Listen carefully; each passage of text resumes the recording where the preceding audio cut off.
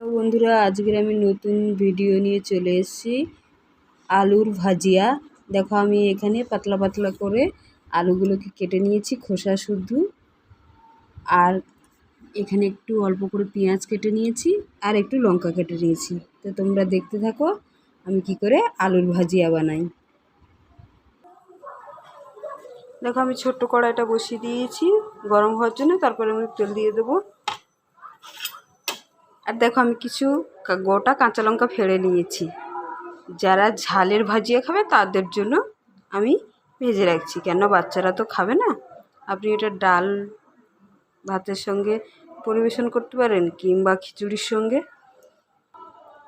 আমি এখানে আলু, পেঁয়াজ আর কাঁচা লঙ্কাটা একসাথে করে নিয়েছি। এবার এর মধ্যে স্বাদ মতো নুন, একটু হলুদ আর সামান্য একটু কাশ্মীরি লঙ্কার গুঁড়ো আর বেসন দিয়ে মেখে নেব।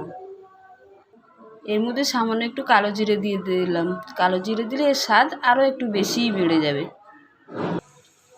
দেখো বন্ধুরা, আমি এইভাবে বেসন, পেঁয়াজ, আলু, লঙ্কা, কালো জিরে, নুন, হলুদ সব দিয়ে এইভাবে মেখে নিয়েছি। নিয়ে এবার আমি তেলে ছেড়ে দেবো। দেখো, আমি তেলে ছেড়ে দিয়েছি। এবার এইগুলোকে আমি লাল লাল করে ভেজে নেব।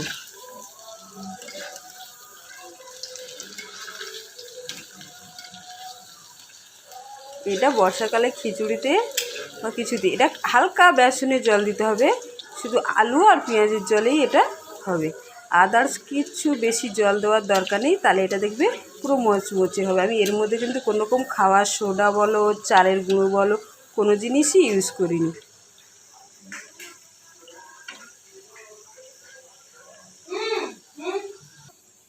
দেখো, এই যে আমার ভাজিয়া হয়ে গেছে রেডি। আমার মেয়ে একটা নিয়ে নিয়েছে।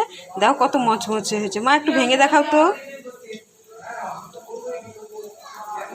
দেখো, এই দেখো, আর আলুগুলোও সেদ্ধ হয়ে গেছে। আপনাদের যদি এই রেসিপিটা ভালো লাগে তাহলে লাইক, কমেন্ট, শেয়ার করবে। Thank you.